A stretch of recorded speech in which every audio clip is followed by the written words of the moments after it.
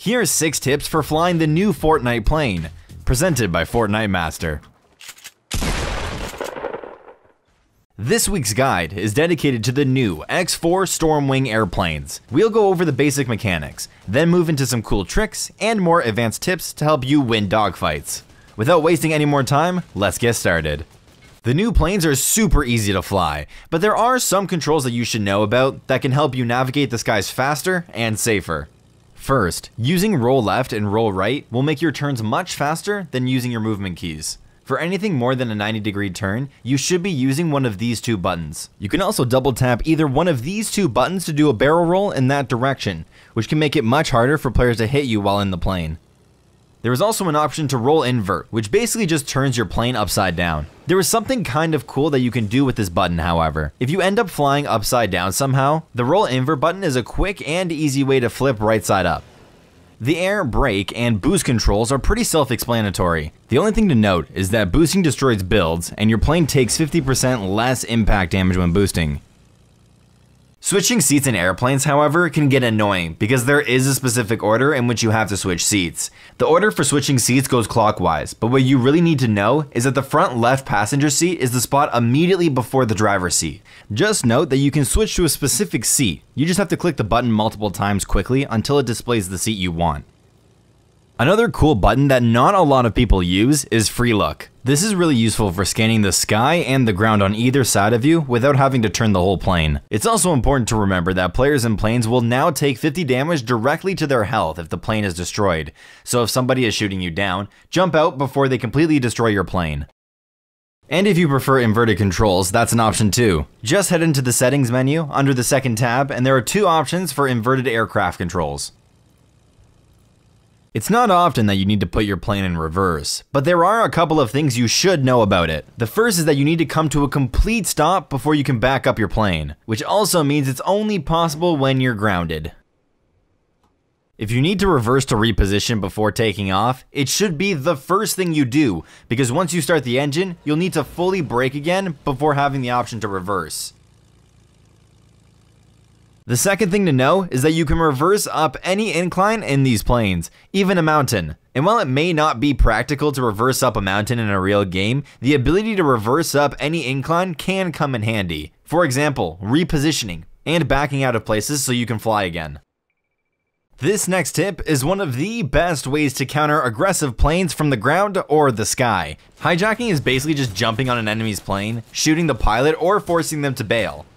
When you're on the ground and a plane is driving towards you, it is possible to board the plane with a well-timed jump. Just make sure you're spamming your interact button. Then you can just take out a gun and shoot the pilot. This is easily one of the best ways to counter over-aggressive planes, and should always be on your mind as an option when you see a plane about to crash into you or your builds. Taking it to the next level. It is possible to hijack planes in the sky too. Granted, this is a little more difficult, but it's also more satisfying when you get it right. This requires you to be gliding down from a good height, so it's only really viable after taking a rift or jumping out of your own plane.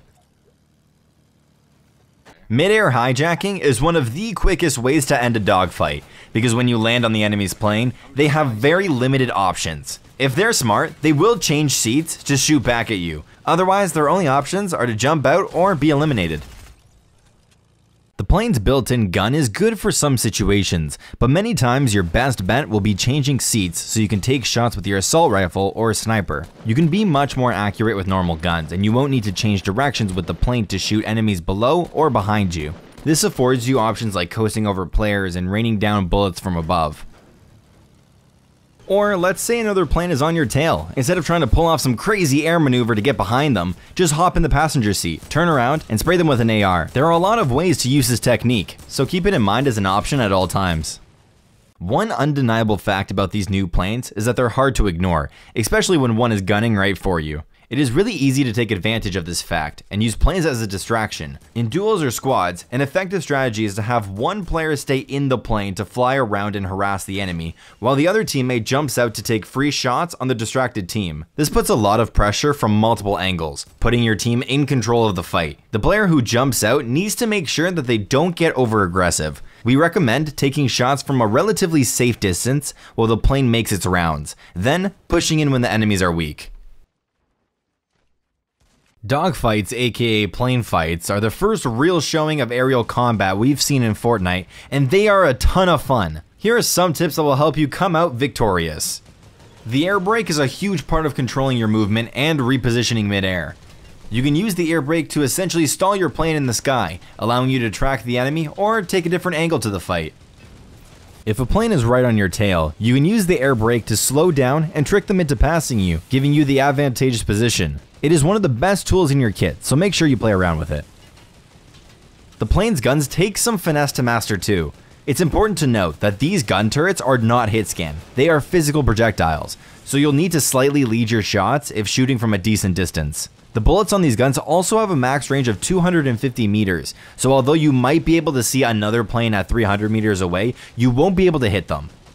The plane's guns can be hard to aim too, especially when going for smaller adjustments. We recommend making these small aiming adjustments with your mouse, as it is much easier than using your movement keys. For controllers, use whatever joystick you are more comfortable aiming with.